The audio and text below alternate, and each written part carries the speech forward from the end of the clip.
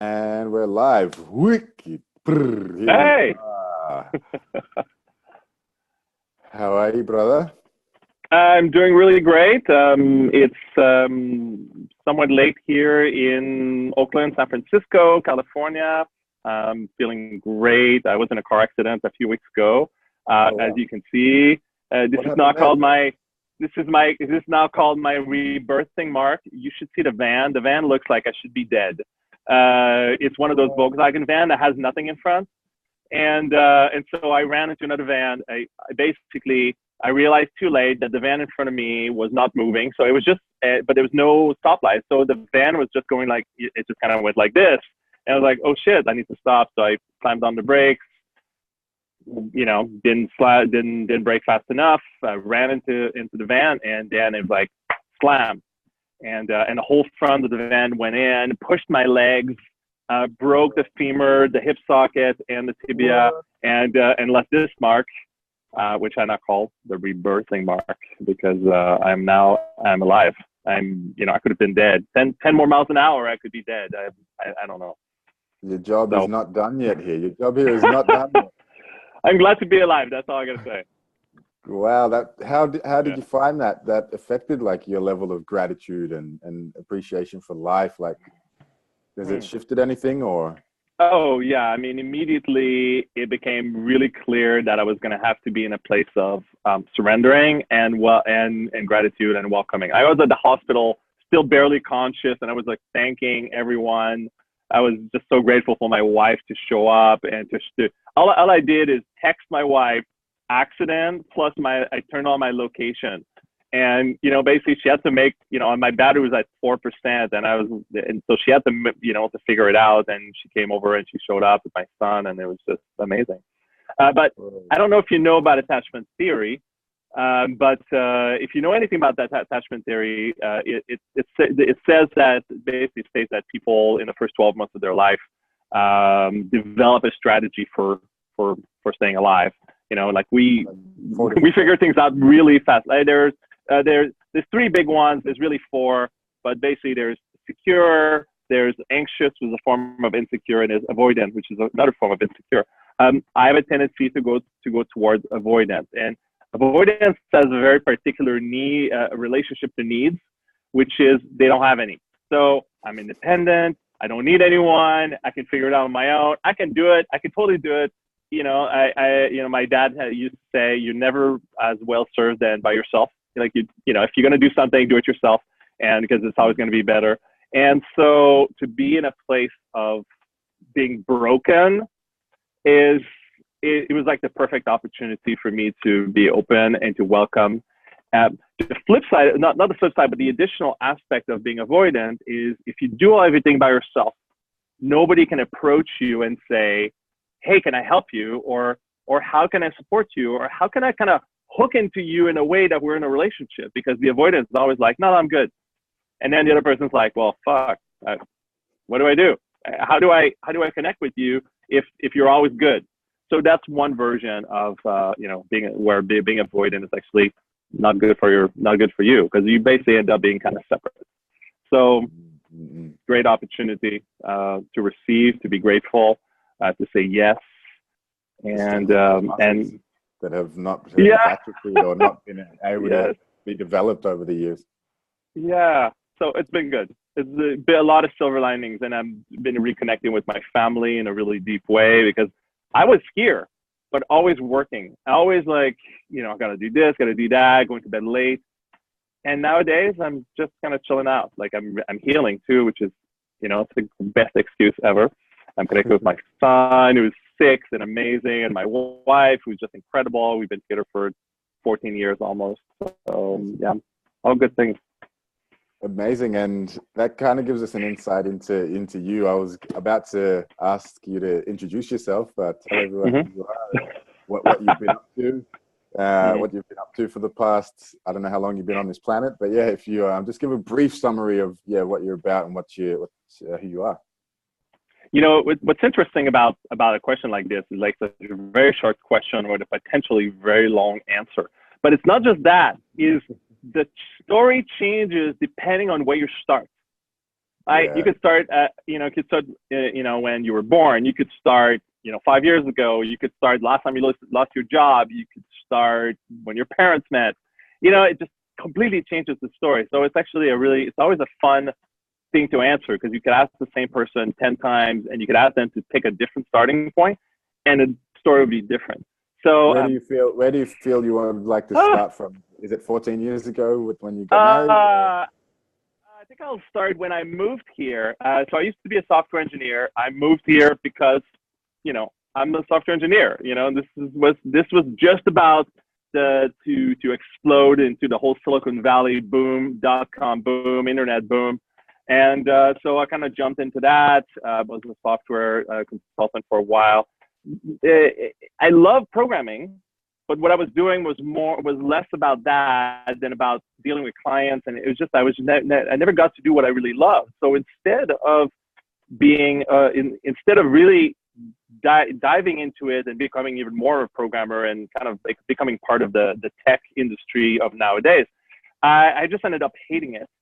And and so what I ended up doing is kind of starting to, of course, a couple of years later, I went to Burning Man, which sort of opened up my world to something that's much more artistic and also much more connected to humans. And so I made a lot of friends, discovered things like ritual performance and large scale art, and met a lot of new people. And that kind of totally transformed my world. And so I went from being really focused on computers and machines and how machines work, which works great because my dad was an engineer, and that's kind of like, that's how he taught me to be a man. He basically showed me how to fix things and how to look at machines and building things. And so I'm really good at that. But the thing that really got me excited was looking at people from a kind of a similar standpoint, which is, if you look at people, their biology, their spirit, their emotions, they're like incredibly complex machines, infinitely complex machines, but they all make sense. Everybody makes sense in a particular way. Only if you can dig deep enough and look at the richness of who they are in just the right way, then it'll make sense. So it's kind of like the great mysteries of life. You're always like this close, and if you bridge that gap, then you have this truth that nobody else has figured out. And it's just, to me, it's like that. When I look at people and I try to understand them and try, it's not like for me, looking at them as infinitely complex machines is not a limiting thing. It's kind of an opening towards, oh, this person makes sense, and I just need to figure it out. And so I started looking at people. What was that? It's the engineer type approach to things. Yeah, totally. That's where I'm coming from. So I went with it, and so I started getting really curious about people. I did the Linemark curriculum for a living, which was both momentous and kind of weird and intense, and it's just a transformational time. Tell us about that. What was your intro to that, and what are some like, what did you have some preconceptions coming in? Because I've heard about it. I've seen intros and stuff. So you had no idea what you were in for. I had no idea. Yeah, and I had no idea. What was your intro, and tell us just a brief summary of your journey or into that. Well, before I did that, I had just broken up with my girlfriend of 6 years, where basically I was just working and being with her, and we went to Burning Man, which was an opening, but there was, I still had a lot of inner limitations. And I'd just broken up with her because we realized this wasn't going to work. And I was wanting to explore polyamory, which was like also a pretty different and its own different thing. So we broke up, and I was starting to see this therapist, and, I was making some headway, like what's going on inside of me. And then I heard about this counseling training called Radical Counseling. And I was like, wow, I'm really curious about people now. And, that sounds really cool. I could get to know about people, and I could get to know about me. And so I dove into that. And somebody in there had done the Landmark Forum. And so that was my first hearing about it. And then at the end of the training, a friend of mine invited me to an intro. And that was like, the pressure was too much for the sales because they hadn't figured out the right sales thing at the time. It was still new enough. And then later on, I can't recall exactly what it was, but I think another friend invited me, and I was like, oh, I'm available that weekend. Everything's great. I'm just gonna do it. It was in Sacramento, and so I went, and it was just unlike anything I'd ever imagined, experienced. I was not very trained in Buddhism or any kind of spirituality. I was basically like an open page, an open book, or like a blank book. There's just nothing written there because we were not very spiritual in my family. So I just kind of like took to it, and for some people it works, and for some people it really doesn't work. It's like the wrong thing, and it just pushes the wrong buttons, and it's like totally wrong. So I'm not going to say it's great for everyone, but for me it worked out great, and it was just kind of like after the counseling training, it was the sort of like next good step. And just to say a little bit about it, like an ignition sort of to spark the yes, next level of evolution or whatever it was for you. Yeah, the counseling training was good, but it didn't really get me launched. That thing really launched me. And one of the things that really stayed with me, and it still is this idea of being a possibility. So they've got so a lot of people talk about intentions or purpose. The way they do it is they say, just declare it as if you are it. So like, for example, if I say my intention is to create conversation, well, that's great. That's pretty awesome, right? And that sounds great. Like there's, or to discover wisdom or to, but if I say who I am is the possibility of conversations to create wisdom, like there's just a whole, like, if I say who I am is that, then suddenly everything that I do, moves me in that direction, or is an expression of that possibility. And there's no way to fail. Huh? It's like it's put you in that infinite possibility point, which makes anything becomes possible. It leaves you out of the box that you're trying to put yourself into. Yeah, you are the box. You are, and you just fill it with whatever, and you can't fail, because if you're a possibility, there's no way you can't not be. Anyway, so there's a little bit of a mental gymnastics that goes around it, but for me, it totally worked. I was like, wow. So that was the one piece that you took from it, like and that you really ran with and really resonated with you, to allow you to launch, like you said. That was the one piece. Is there a couple of others that really stuck with you as well? There's a few other pieces. There's another one that they call the registration conversation, that for me stuck around in the conversation around consent. Like this is very, around sexuality and around sexual violence and the Me Too movement. The concept of consent is really important. Like first rule of consent: don't twist anybody's arm, right? So that's a way to express it, but they called it the registration conversation because it was supposed to be related to their sales process.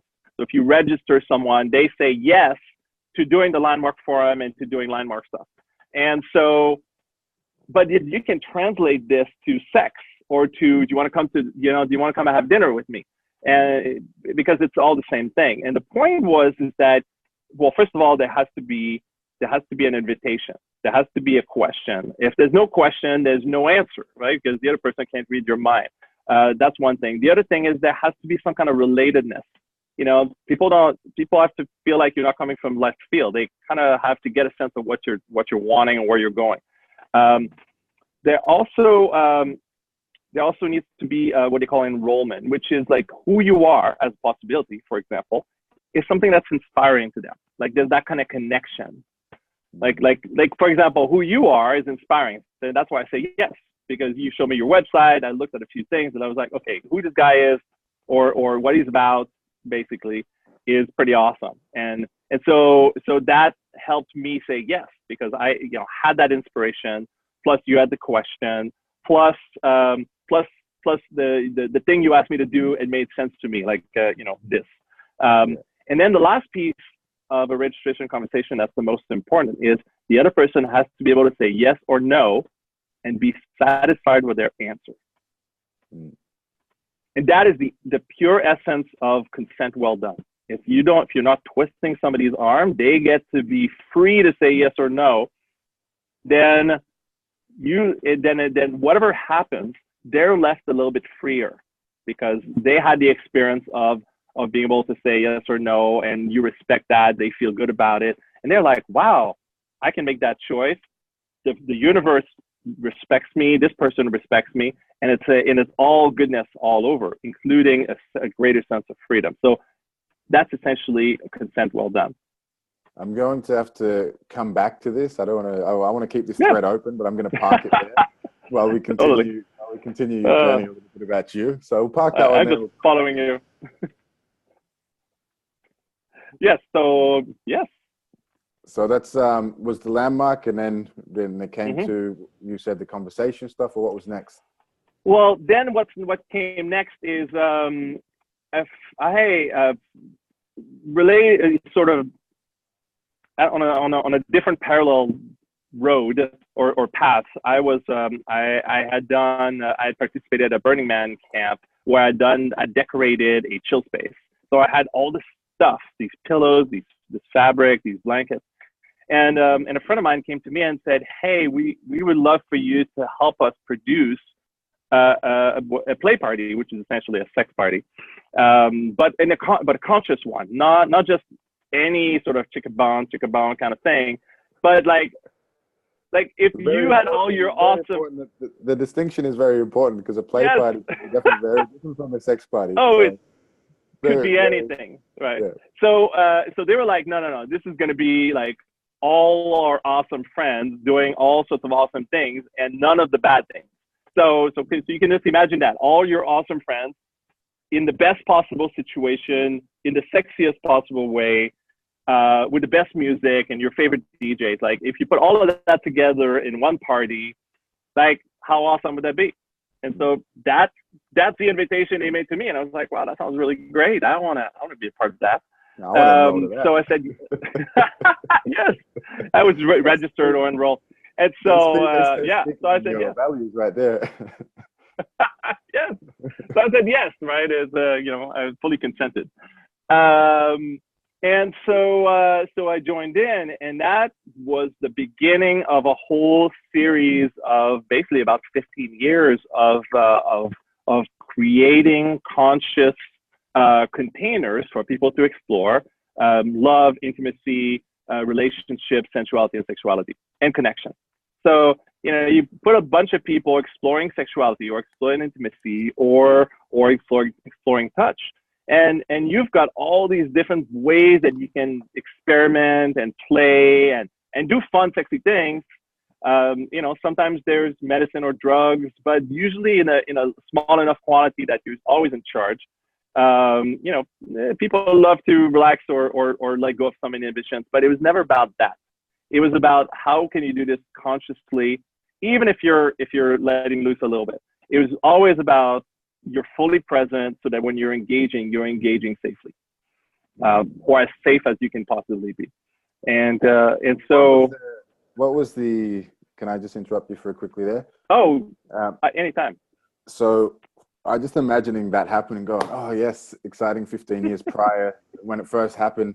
All right, cool. I'm decorating space and I'm invited. And what was the trajectory like? Was it like you had, I imagine, ups and downs, and you would have learned a lot and you would have had experiences which you didn't even realize you were going to learn things and evolve this way and change and shift? What was some of that journey like? And did it begin as this kind of, we're going to do it super conscious, and it started off really conscious and then dwindled, or it got better and better and better? Like, what was the kind of journey like? It got better and better. And to tell you the reason why is because I was doing the Linemark stuff at the same time. And so I was like two tracks that I was like merging together. And so as we continued doing these events, I started bringing in ideas of this kind of transformational inner work that I was doing, and bring these ideas to our parties as a way for people to engage with each other. So I started out just decorating, and then eventually I was like, oh no, we can do way more than this. We can create a transformational container, not just a place for people to fuck or have sex, which is already pretty awesome as it is, but how awesome would it be if people explored this with more intention? When I say conscious, it's not just some random word.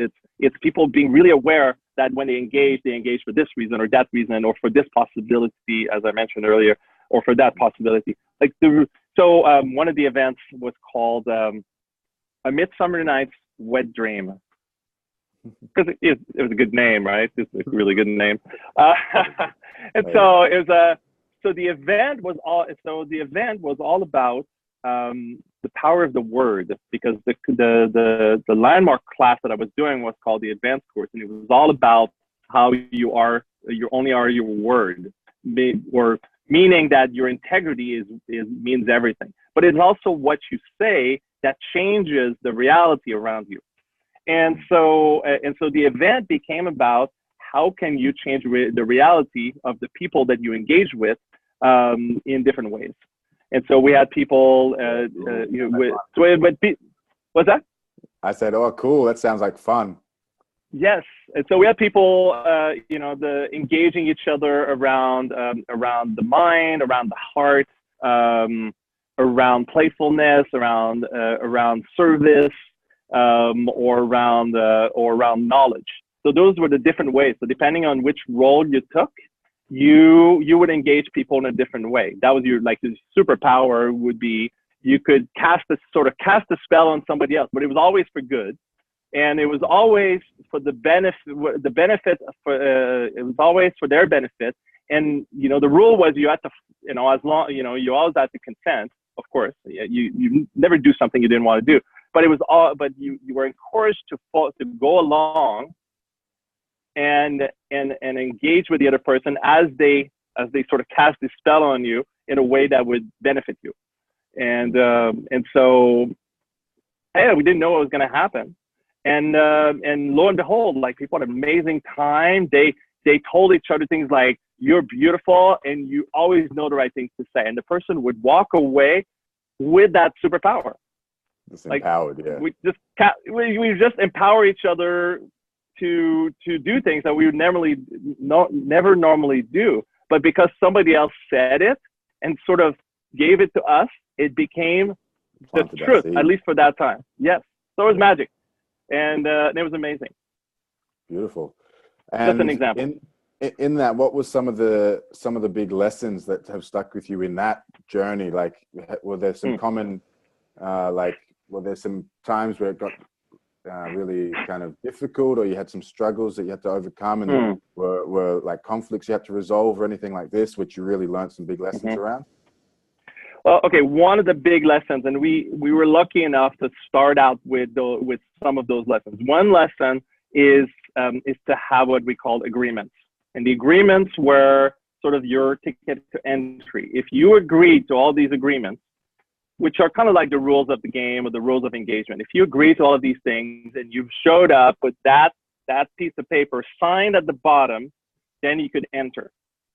And this meant that everyone who had walked in the door had basically committed and put their integrity on the line, and that changed everything. It was so suddenly everybody who was there knew they were there for a reason, knew they had committed to something, and it changed everybody's behavior to make it their best behavior. So that's one thing that we discovered.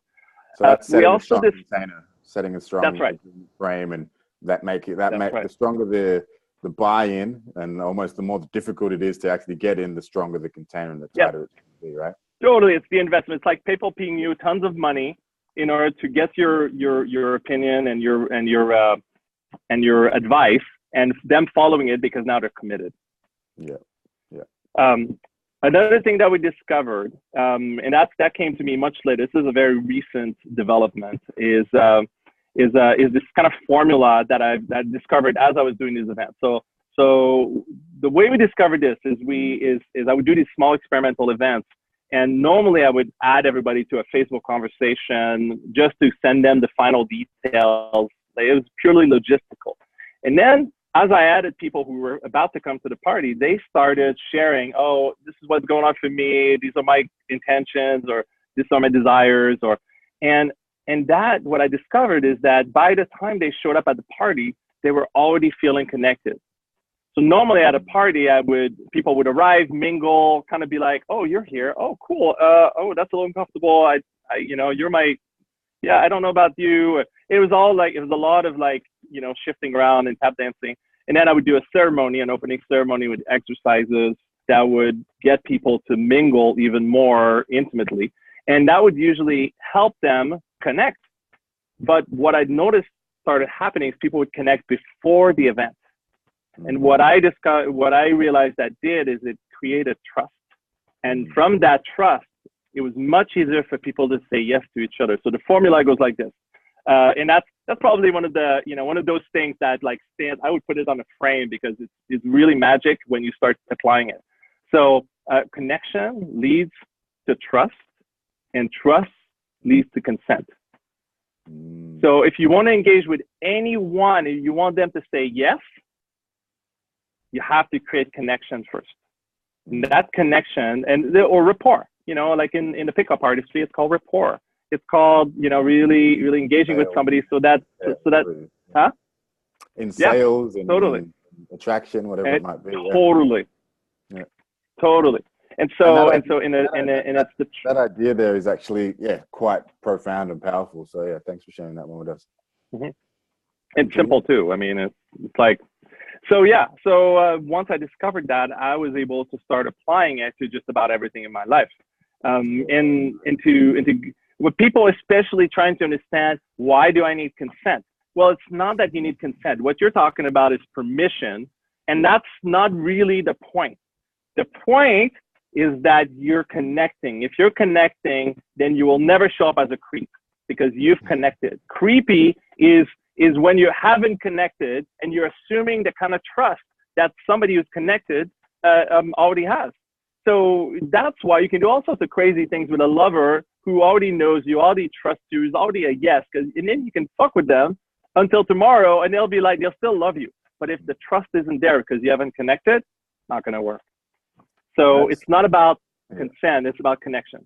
So that actually leads me into something I wanted to ask you about, which was, I think it's connection, consent, and 50 Shades of Yes. Can you tell us a little bit about what that means or what that is? So 50 Shades of Yes. So of course, 50 Shades of Gray, we already know about that. And I just had this, as I was engaging with people, what I realized is that as somebody says yes to anything, or as I say yes to anything, that level of yes changes. If you're dancing with someone and I'll give an example, like physically, somatically, they come at you and you try to lift them, right? So at first you're like, sure, yes, I can lift you. Your body's like, yes. And then after 5 seconds, you go, oh, maybe, no, you go down. Okay, so there you go. So you went through a whole kind of like curve of yes, maybe, no. And then you go down. So there's like your yes changed over time from like maybe a 50 or 100, whatever, however you want to scale it, all the way to 1 or all the way to 0. And at 0, that was a no, right? So 50 Shades of Yes is just to explain to people that a yes has many different gradations and it changes over time. And that's why affirmative yes. That's where affirmative consent. You keep on asking. If you keep on asking, you might get a different answer. And then when the answer starts to go into maybe, then you need to check in, like maybe what? Like what do you need in order to go back to a full hell yes? Mark Manson has a hell yes, hell no article, which is awesome. It very much relates to this. Some people only do things when they're a hell yes. I tend to say, if I'm not a hell yes to doing it, I can be a hell yes to being curious about about doing it. So I can be really, really into being curious, but that's the way I do it. So you have to check in with people, how they like to do it. Like if somebody says, here's my boundary right here, right? For some people, they actually like it if you go right up against it and push. For some people, that could look like transgression. So you really have to check in with people about, how their 50 shades vary over time, emotionally, physically, sexually, spiritually. And this is in that kind of deeper conversation creates connection, because now you get to know them better. So next time somebody comes to you wanting to jump on you, you'll be like, oh, no, you know the way I like to do it. Like, set me up, I'll receive you, I'll lift you, I'll put you down. Everything's great. Yeah. And it also creates the deeper conversation within yourself also. What do I like? What do I want? Yeah. And that connection with the self allows for you to realize and check in. You're actually giving somebody a really strong gift when you're asking them, what do you like? How do you like it? Oh my God. Does it look like? And that if you do that, I've never thought about that. And that creates a connection with your own self. Well, this is the way I like it.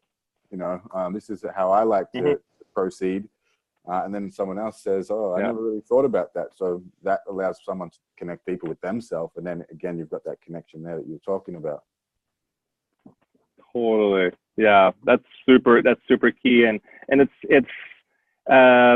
too bad that a lot of people don't really know what they want or what they like. Like, I don't know if sometimes you ask some people and you say, what do you like? And they're like, I don't know, what do you like? And they're basically basing their liking onto you. Or here's another one. You ask a guy, like, what are your boundaries? And they're like, I don't have any boundaries. And I'm like, oh yeah. Make the dildo this big, and I bet you're gonna have a boundary. It's just a matter of like really feeling into it and really exploring it. So there's a saying in my communities of kind of sex educators, which is your yes is only as good as your no. If you don't know what to say no, then your yes is not to be trusted. Like, you don't know. If you don't know where your no is, and so for men, it's especially important to explore that, because if they don't get that, they will have a hard time getting it in a woman. Yeah. So for people who want to explore no's, I know that oftentimes it's rife. It is crazy how many people I talk to who struggle to say no. They struggle. Oh, I have a trick. Sorry, I totally cut you off. I'm sorry. Go for it. It's fine. Go for it. So here's the trick for the no. So you have the person that struggles to say no. So imagine I have a hard time saying no, and I say, all right, give me your finger, and you say okay, and I say, I'm gonna bite your finger until you say no, and I guarantee you it's gonna take about 3 seconds. And you're going to say no, and I'm going to let go of your finger. So I'm going to start biting, and I go harder and harder and harder. And then somebody will say stop or no, and then I'll let go, and I'll say, now you know. Yeah. Then that takes care of it. It's a somatic experience. It's the easiest. Psychologically, it can be a lot harder. You can start calling names and things like that. But, if they know you're fucking around, then they might not believe it. And it's, in terms of like these boundaries, it's oftentimes working with clients, working with people, just friends even, often maybe complaining, I've really struggled to set boundaries and saying no, or to things that I don't like and things that I don't actually appreciate, but I say yes to them, or I don't know how to say no. I don't know. So it's like, you can bite. I know if there's physical pain, but they don't quite know where their energetic body is, or what is acceptable to them, and often they find themselves being walked over. They see themselves doing things that even themselves, they don't even know how to say no to themselves, whether it's reaching for the candy, doing the unconscious acts. So what are some other ways other than biting on their finger that people can really start to define boundaries for themselves? Yeah. So first of all, I just want to acknowledge that what you said is really key. And it's really important. What you said is really important, because a lot of people don't realize, like what I said earlier is a little bit of a joke. It also works really well, but for a lot of people, saying no can be actually really vulnerable. It could be really hard. It could be they don't know, and so it's kind of like, I don't know what to say. I don't know, and just saying I don't know, or not knowing, or not feeling like they're worthy of saying no, or maybe they're afraid that they're not going to be loved if they say no. There's all sorts of crazy stuff that can show up when you start going in there. So the first thing I'll say is, if you don't know how to say no, start slowly. Like, don't try to I mean, you can do the physical one because that's an easy one, and there's no emotional stuff that's gonna come out. You're like, okay, I get it, right? And it's gonna be helpful if somebody's spanking you too hard, things like that. But if it feels like there's stuff and it's a little tight, like your body feels a little tight around the idea of saying no, or it's just kind of empty, your body feels empty somatically, start slow. And my suggestion is to take frequent pauses. Like, to start to play, and either make it every 5 minutes or 10 minutes or whatever it is, and just say it. Just either of you can call it timeout, like randomly, and you can say, all right, timeout, and then you both ask each other, like, well, how are you feeling? How, are you a hell yes? And then you can just kind of feel into your body and into your heart and into your mind, and kind of get a sense, like, is everything aligned? Does everything make sense? Are you a hell yes? And if you don't feel like everything is aligned between the three, then you can start to feel into which one is kind of off. So your body may be uncomfortable, so that's a good way. That kind of relates to the finger thing that we did. The heart is like, you just kind of feel off, but you don't necessarily know why. You just kind of like, or maybe your answer is not like hell yes, like chocolate strawberry cake, that'd be a form of hell yes, if you like that. Or, getting your cock sucked or something, there's like something is yes, so you compare the two. And if you're not a hell yes, then you're like, I'm not a hell yes. Now, you could try to figure out why. And you can kind of feel into it. And if you get an answer, then you could be like, oh, I actually need this. And if the answer comes, if the answer doesn't come, don't force it. Just be like, all right, let's not make a big deal out of it. Let's just do something else. And then you get creative around what else you could do. And then your mind, you can use your mind also to kind of watch for, like, what are are you doing something that's kind of unlike what you always do, like outside of bounds? Like, the mind is really good about pattern matching. So if you kind of feel into what you're doing right now, whether it's kind of a new kind of sexual play or hiking a trail, or it could be anything, and you kind of feel it, you kind of look at what you're doing, is it outside of your realm of knowing? And you're kind of like, you just don't know the map. And that could be unnerving to your mind. Like, your mind doesn't know what to do with this. So that could be a way that the mind is just a little off. It is just not feeling aligned, because you're outside of the territory that it knows. And the mind hates it when it doesn't know where it is and what it's doing. And so, it freaks out. So that's my trick. Go slow, take frequent pauses. This is, we're talking like, we're using these, we're using play, we're using sex, we're using this kind of environment to practice this saying no and saying yes, and finding out, having that deep connection with ourselves and self-awareness of what we do like, and then transferring it into how you're treated by your coworkers, or how you're treated by your family, or how do you find the crossover works from, okay, I can explore it in this area, but then when it comes to my mom, treating me, like, talking to me in a certain tone that I don't appreciate, but I can't say anything about it, and I get my, how do we transfer to other areas of life?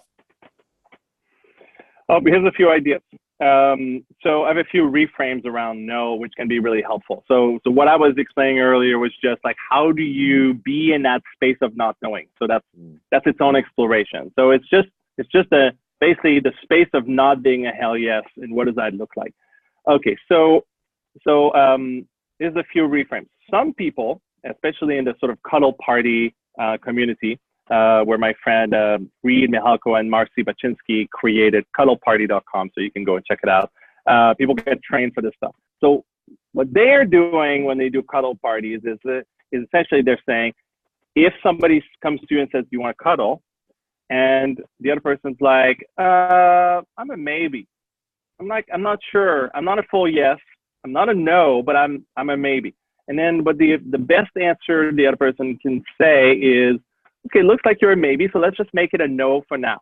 If you change your mind, come and find me. So this is about taking the unknown and just making it a no pressure situation. You can apply that anywhere. You can say, hey, do you want to have Mexican food? And they're like, I don't know, or not sure. And you're kind of like, okay, let's just make it a no for now. And that could be enough for them to have enough space to make a decision without pressure. So that's one reframe. Another reframe is to when somebody says no, is you say something like, thank you, thanks for letting me know. Like, I'm really glad that I know now.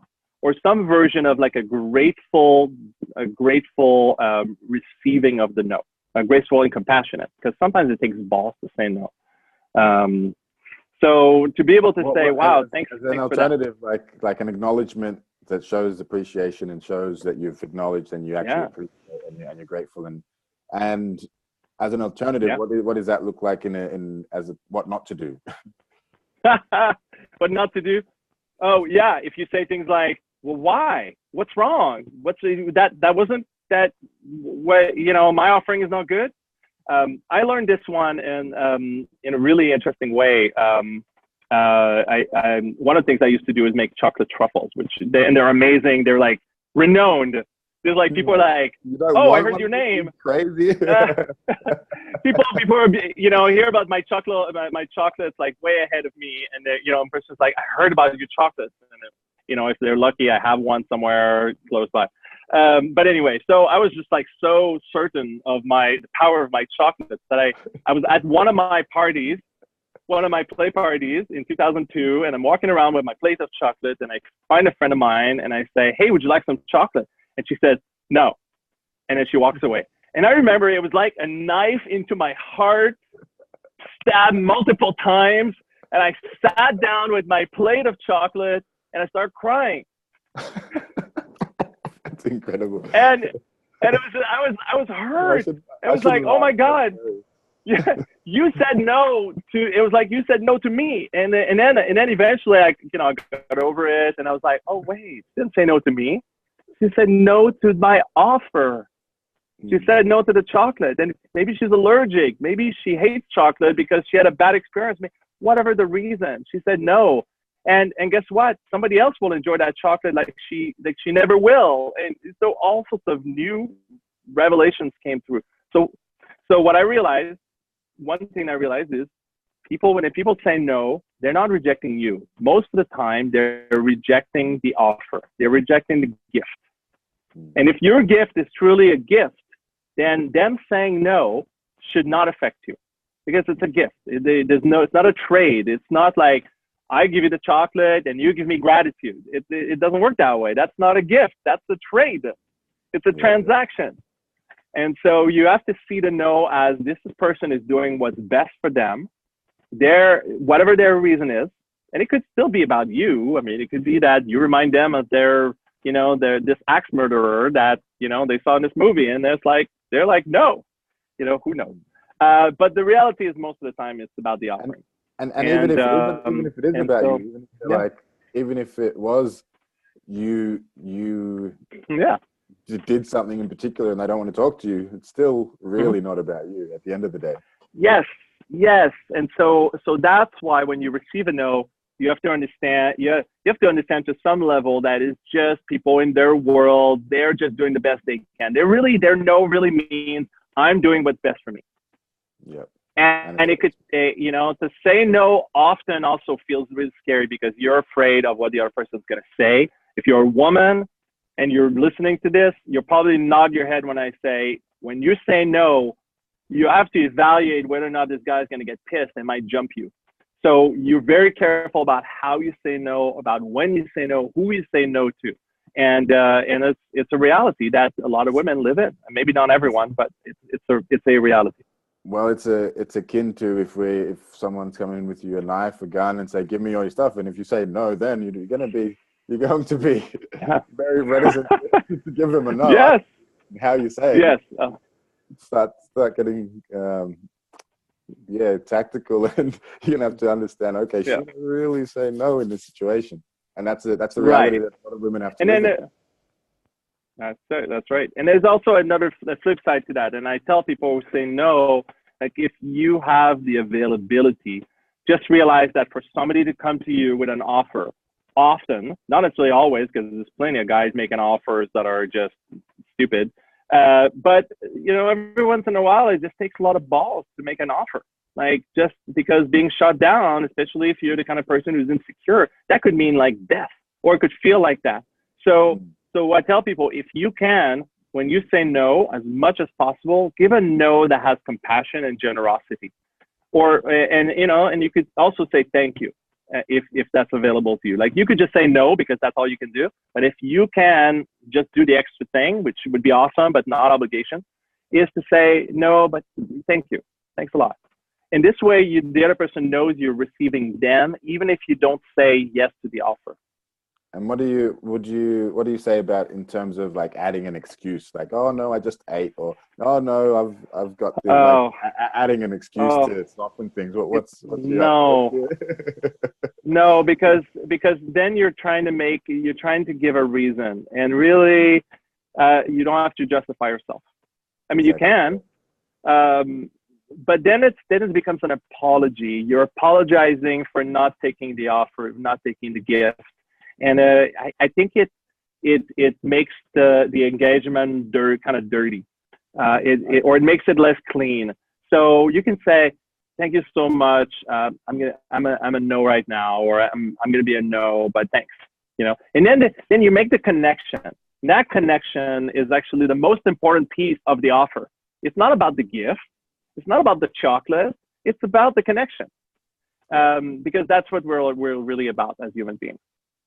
Cool. And sort of we've come back into the theme that we parked earlier with the consent and the hashtag Me Too. I know that you love conversation and you love starting conversation, and I'm curious there's two parts to this, is to talk a little bit about your journey into starting conversation and how you came about really embodying that and really living that, and championing the conversation kind of movement, and then discussion, some of the discussion which we've been having lately, which has been around consent and the Me Too and the I did it and all of this type of stuff. What has been from your perspective, what have you been seeing as some common threads that are coming up and some really important issues, and the trajectory of this kind of movement and what's happening with it? What's really been standing out to you in terms of this hashtag Me Too thing as well? So first of all, we can answer that, and then we'll go back into how you went about the championing the conversation movement. Well, I'm gonna do my best. This is like it's like a huge can of worms, and then on top of that, I'm a man, and I fortunately for me, I've been doing this for a number of years. I've been doing conversations for a number of years, so that people are not surprised anymore when I'll bro something that's kind of provocative. Part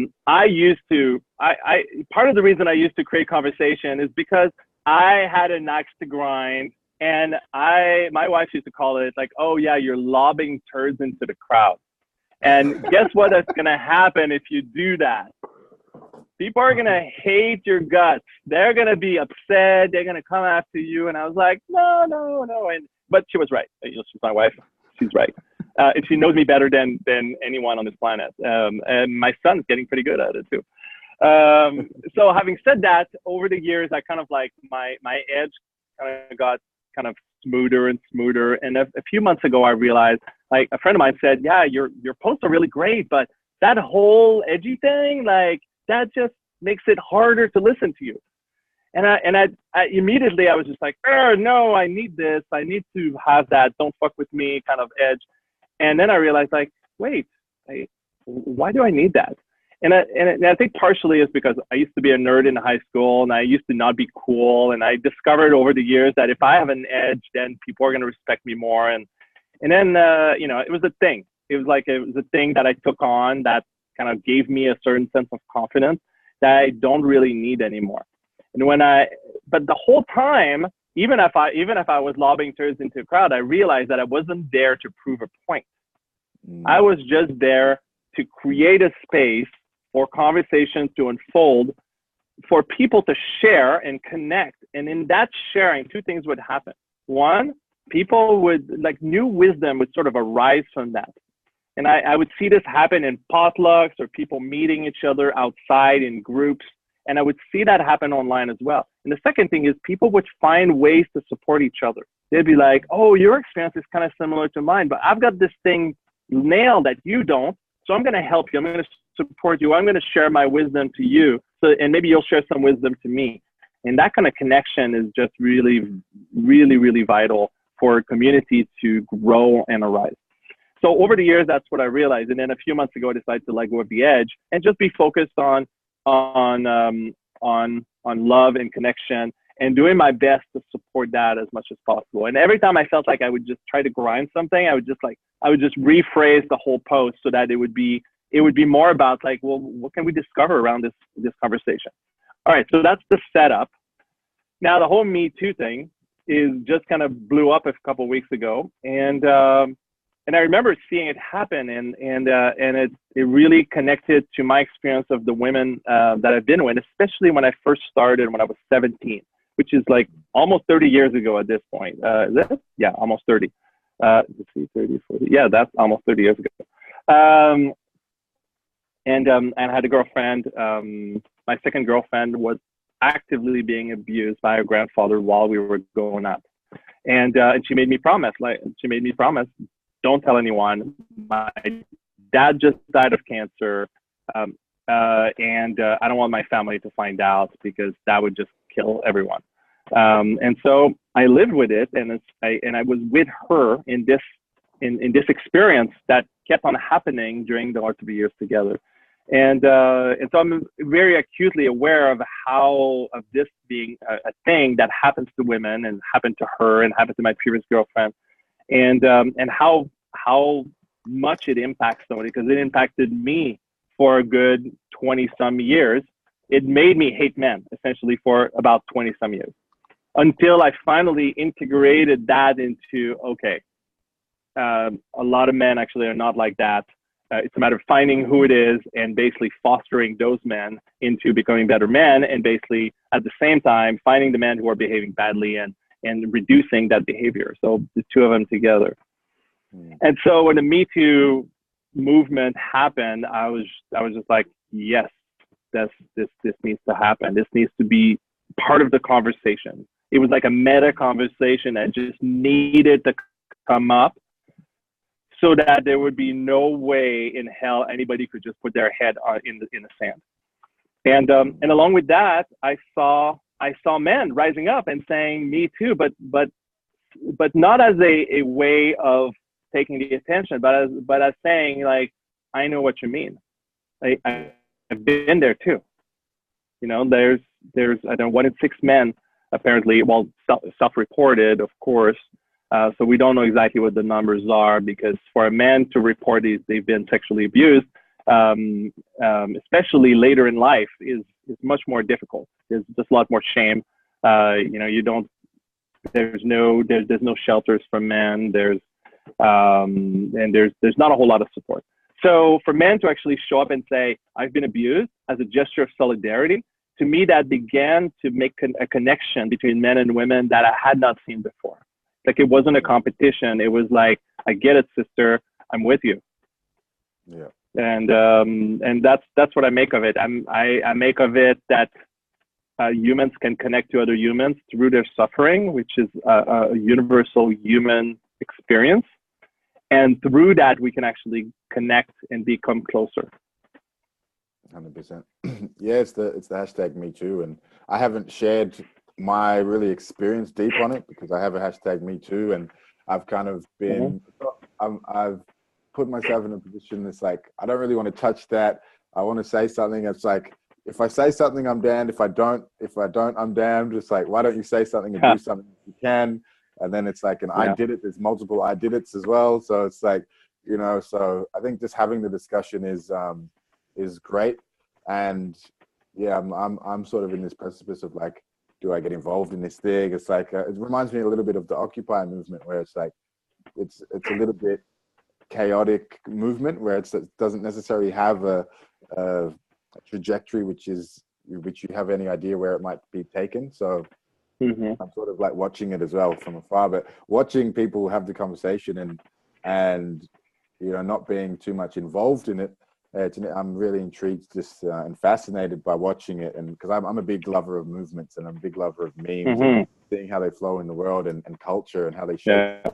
So observationally, I'm watching it, but I'm even just talking about it now is kind of cool just to get a perspective from somebody who is like, you know, into that conversation and really keenly watching it and nurturing these conversations as well. So yeah, it's cool. Well, Go ahead. It's good to get your insight. Go ahead. I was about to finish with. Yeah, sorry to interrupt. One thing I realized for myself and also for a lot of men is that sort of maybe what I imagine is what happening partially for you in some ways is this sort of tap dancing. This like, where do I stand? What do I do? How do I do it right? What can I do or what can I not do so I don't fuck it up? You know, there's just different ways of going about it. And so I started writing a blog post that's basically some version of how to respond to the Me Too movement, how to do it right.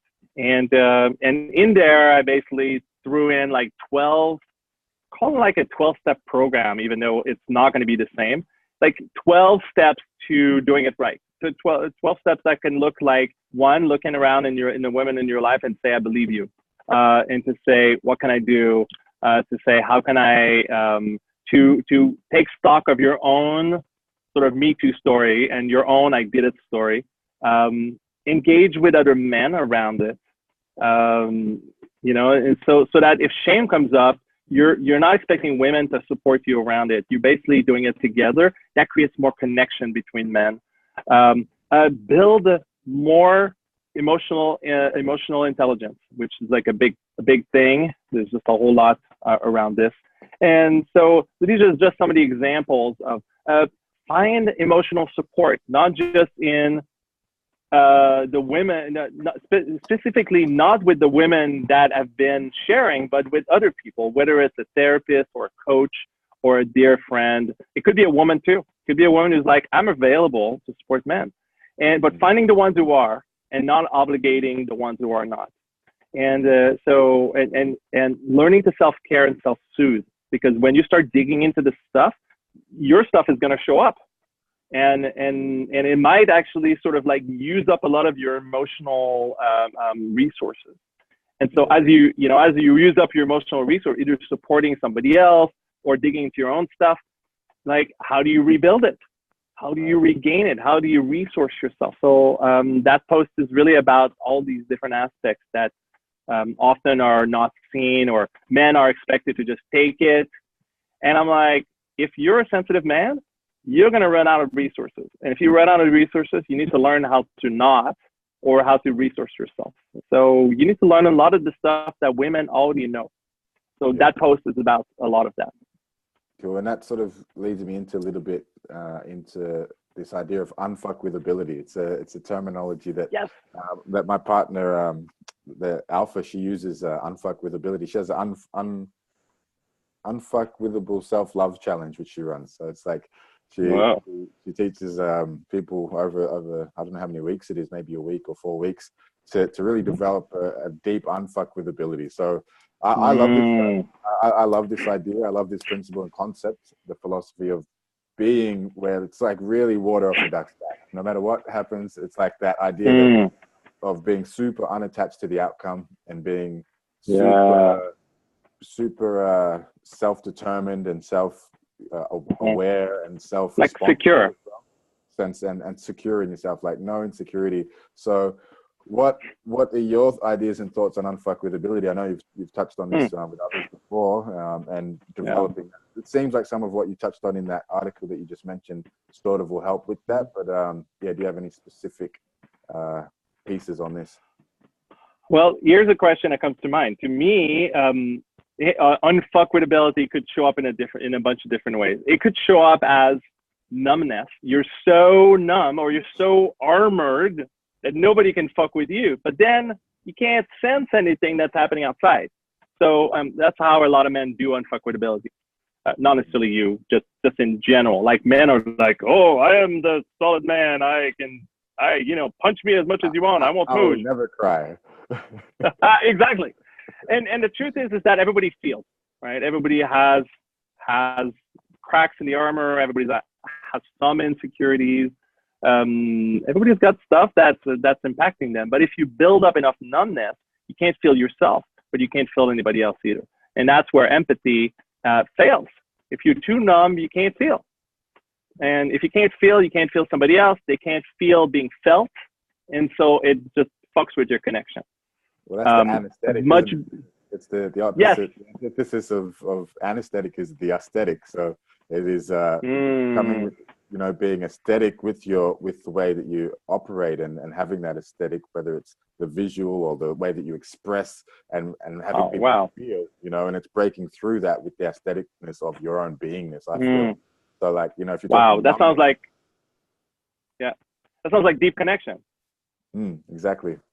Deep connection with yourself and your own intention and what you want to bring forth. Wow.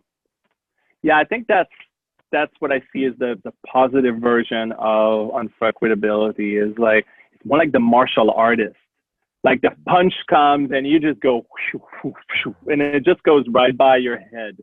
And it's not that you're immobile. You just kind of, you make the smallest movement, just that, like when you start as a martial artist, you use a lot of, like, it's big and it's movement, but we look at the movies and the Sifu's super old, they're like tired. I'm like, I'm not moving more than I have to. And they just go, yeah, one bigger.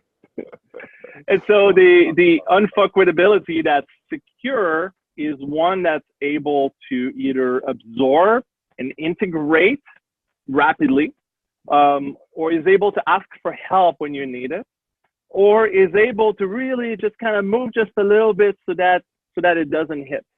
And so it's not that you're impervious, it's that you have the capacity to engage with what comes at you in the most graceful and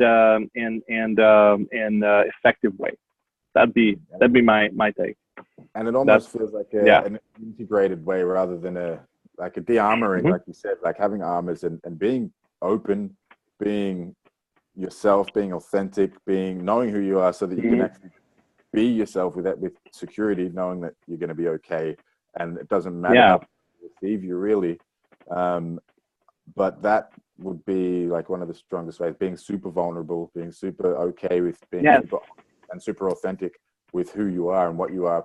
I think that almost comes back to what we were talking about in the beginning of that self-knowledge and that self-knowing, and the idea of integrated. So there's this ideas of this kind of integrated man or integrated feminine or integrating masculinity and feminine in ourselves.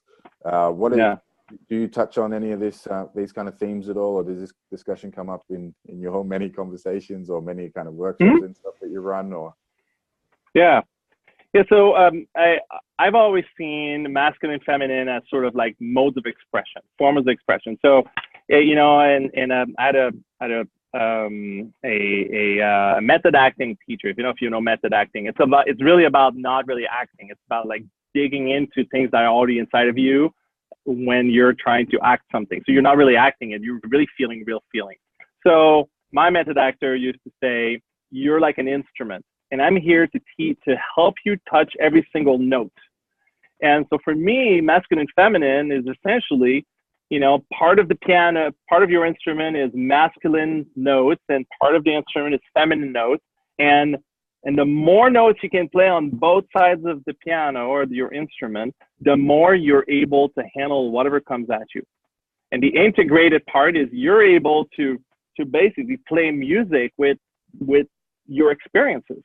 And the more integrated you are, the better you can play that instrument, the better the music, and the more types of songs you can play, the more diverse, the more range.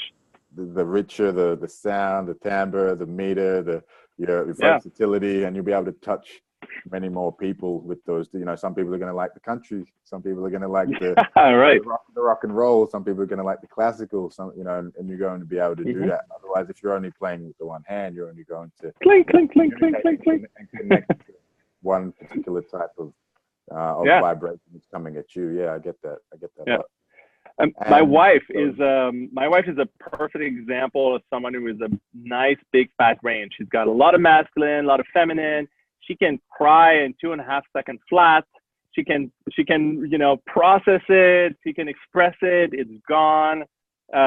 She can be tough. She's amazing with my son. She's great with me, and there's a lot of reflections we give to each other, and we're able to support each other in being as secure as possible. But she's the kind of person I see as an epitome of secure.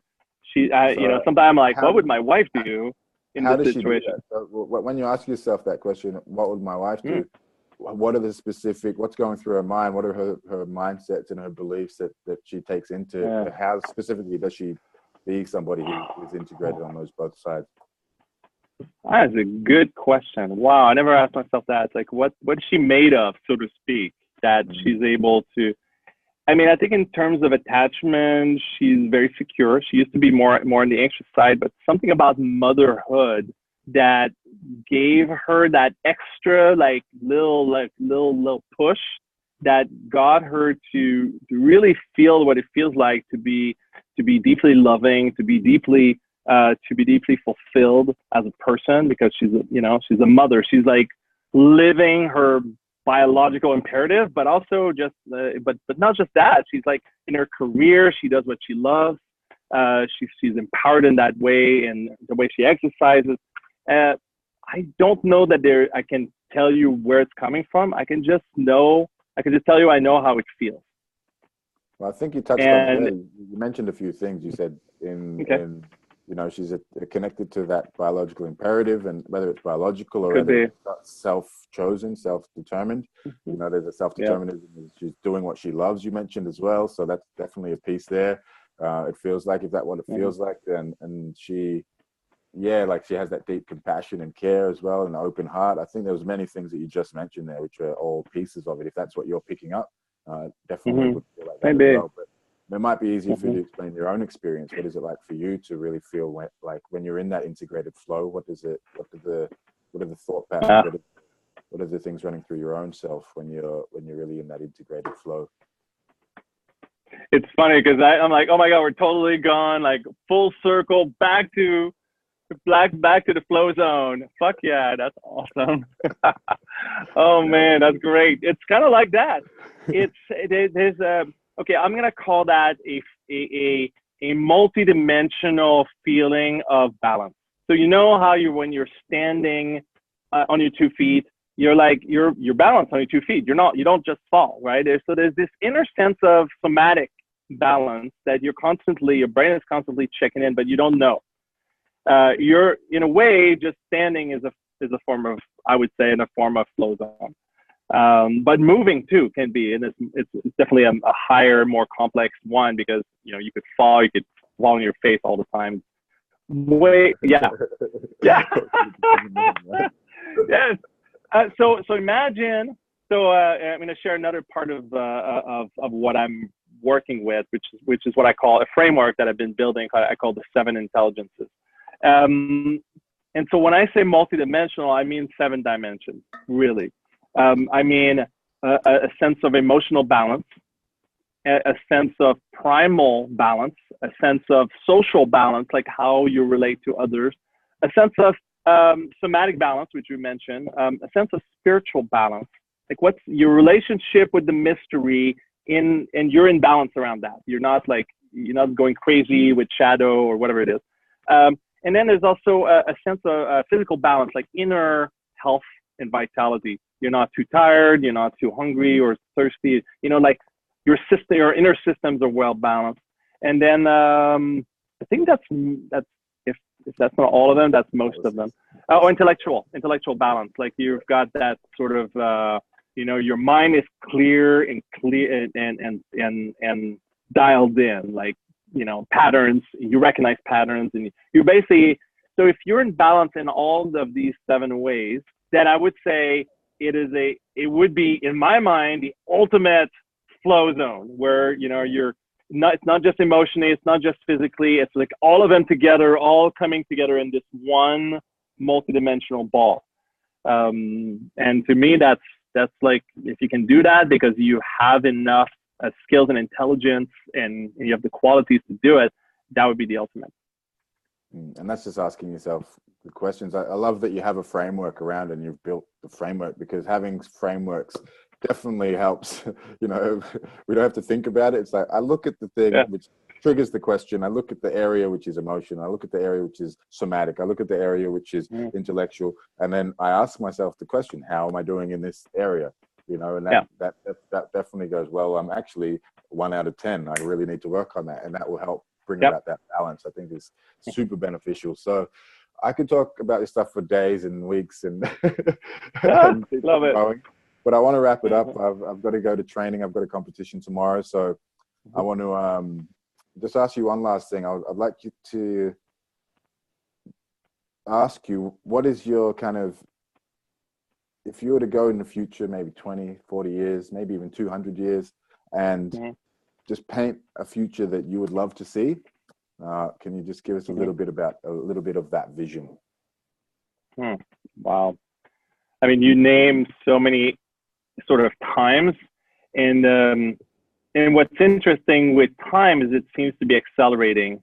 Like, who knows, maybe the singularity where like the AI will become sentient will happen in like 5 years or 10 years. So it's hard to imagine 200 years.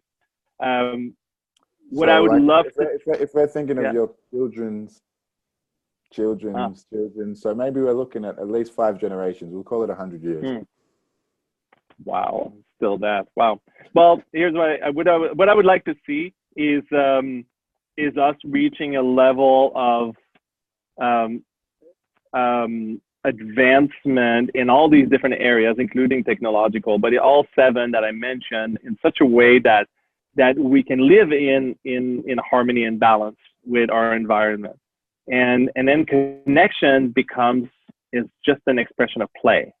It's just like we have the capacity to stay in harmony with our environment and with each other as easily as we can as we can stand up.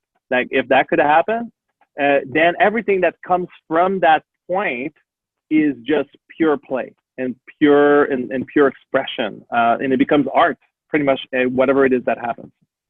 So that's what I like. That's the baseline. Just raise. That's what I would imagine. So that, like, excellent is the baseline, essentially. Yeah. Yes, that's right. Like the zone or the flow or balance or whatever you want to call it, whether or not they're the same. That's just the baseline. Then where do we go? So that's what I'd like to see.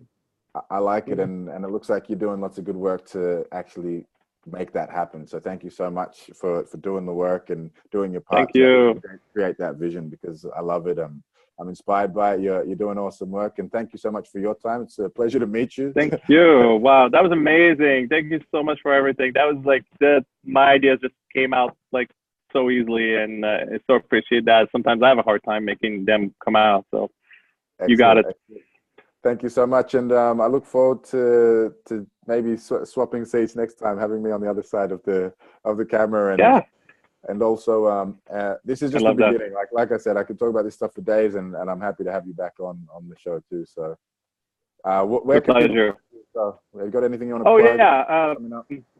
Wow, you can. Well, the easiest one is go to my website, exquisite.love. They have .love extensions now, so that's awesome. Exquisite, www.exquisite.love. And then you can find my Facebook profile and my page and everything I do. And wow, I need to work on it, because so many more things have shown up and that you heard about today. So come and find me, send me a message. I'm always up for conversation. You know that. Excellent. Thank you so much, Philippe. And we'll see you soon. Thank you. Next time, guys, keep the flow growing and the growth flowing.